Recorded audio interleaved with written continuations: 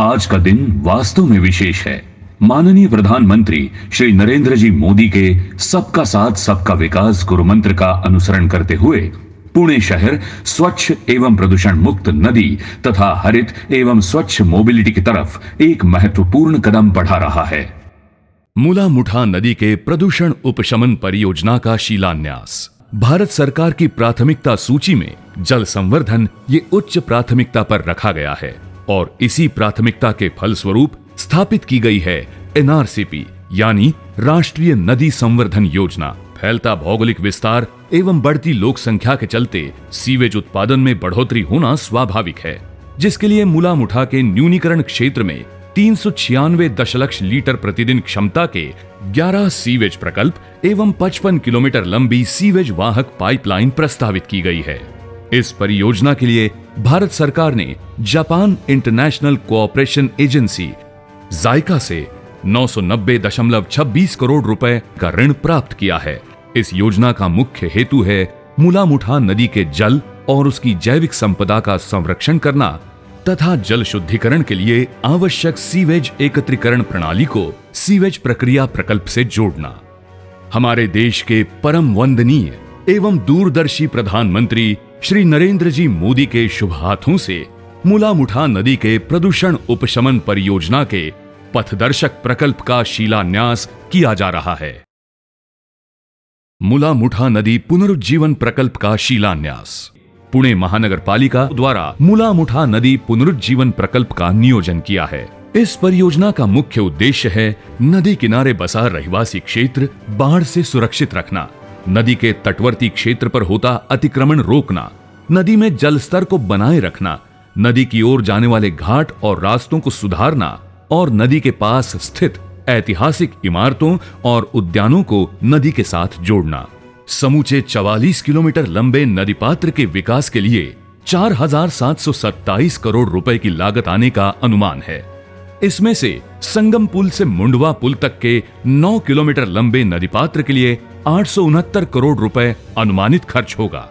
इस परियोजना में नदी से संलग्न और भी प्रस्तावित कार्यों का समावेश है, जैसे साइकिल ट्रैक, जॉगिंग ट्रैक, नौका विहार इत्यादि। मुला मुठा नदी के पुनरुज्जीवन का प्रकल्प पुणे के लिए निश्चित ही लाभदायी सिद्ध होगा। आदरणीय प्रधानमंत्री श्री नरेंद्र जी मोदी के करकमलों द्वारा मुला मुठा नदी पुनरुज्जीवन प्रकल्प का शिलान्यास हो रहा है। 140 ई बस और बाणेर ई डेपो का लोकार्पण समारोह। ई बस परियोजना के लिए पुणे महानगर परिवहन महामंडल लिमिटेड को प्रति बस ₹50 लाख सब्सिडी 350 ई बस के लिए उपलब्ध कराई गई है।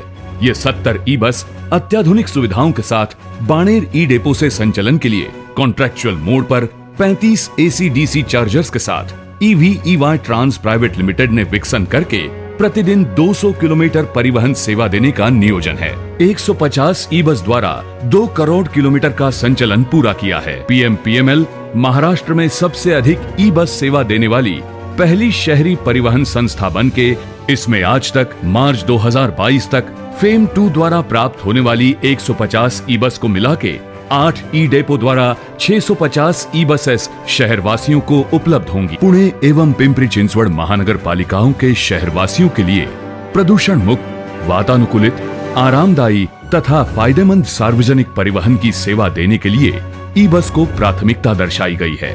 आदरणीय प्रधानमंत्री श्री नरेंद्र जी मोदी के शुभ हाथों से 140 ई बस और बाणेर ई डेपो का लोकार्पण हो रहा है।